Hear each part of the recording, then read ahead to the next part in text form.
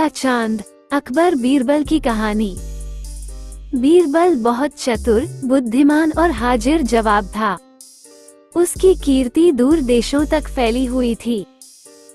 Iran के बादशाह ने जब उसके चातुर्य की तारीफ सुनी तो उसने राजा के पास संदेश भिजवाया कि आपके वजीर को कुछ दिन के लिए मेरे दरबार में भेजने की कृपा करें। राजा ने बहुत कीमती वस्त्र आभूषणों की भेंट के साथ बीरबल को ईरान के लिए रवाना किया। ईरान की सीमा पर बीरबल का भव्य स्वागत किया गया। दूसरे दिन जब बीरबल बादशाह के दरबार में पहुंचा, तो बादशाह ने भी उसकी आवभगत की और राजा के द्वारा भेजे गए उपहार के लिए धन्यवाद और कृतज्ञता प्रकट की। बीरबल ने ईरान के बादशाह को राजनीति के कई रहस्य समझाए। बादशाह उसकी हर राय से सहमत हुए। विदाई की बेला में बादशाह ने अपने सभी दरबारियों के बीच हिंदुस्तानी वजीर से एक सवाल किया कि आपके राजा और मेरे बीच आप कैसे तुलना करते हैं।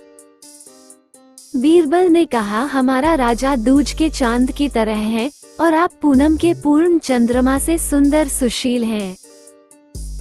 बीरबल के साथ आए राजा के दरबारियों को मौका मिल गया। वो आपस में इस बात को लेकर खुसर करने लगे कि बीरबल ने ईरान के बादशाह के स्वागत सत्कार के आगे अपने राजा को नीचा दिखाया है। ईरान के बादशाह को तो पूनम का चांद बताया और अपने राजा को दूज का चांद।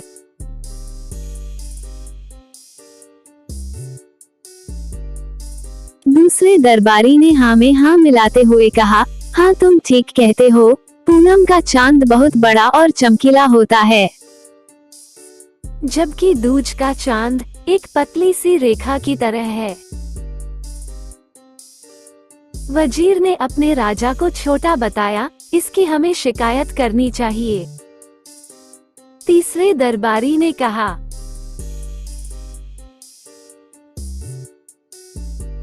जब बीरबल वापस अपने राजा के दरबार में लौटा तो राजा ने सारा हालचाल पूछा।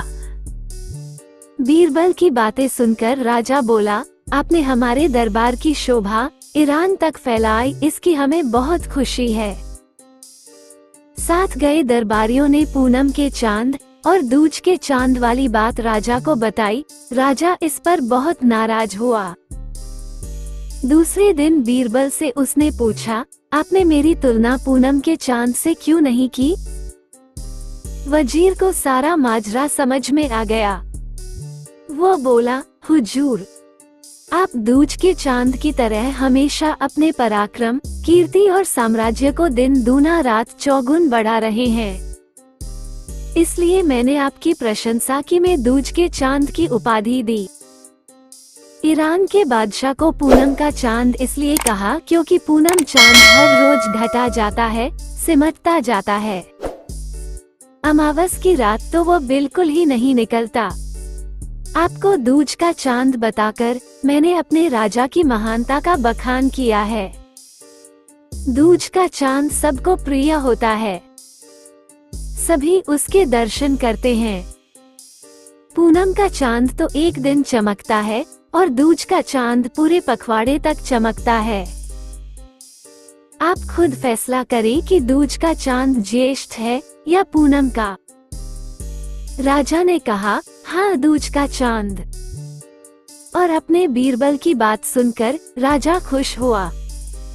उसने चुगलखोरों की जमकर खबर ली। राजा ने उससे और इनाम देकर सम्मानित किया। आपको ये कहानी कैसी लगी? कमेंट बॉक्स में जरूर बताएं। आपको अगर कहानी अच्छी लगी हो तो इसे लाइक कर दें। आपने अभी तक हमारे चैनल को सब्सक्राइब नहीं किया है तो इसे सब्सक्राइब जरूर कर लीजिए, क्योंकि मैं ऐसे ही कहानियाँ आपके लिए लाते रहती हूँ।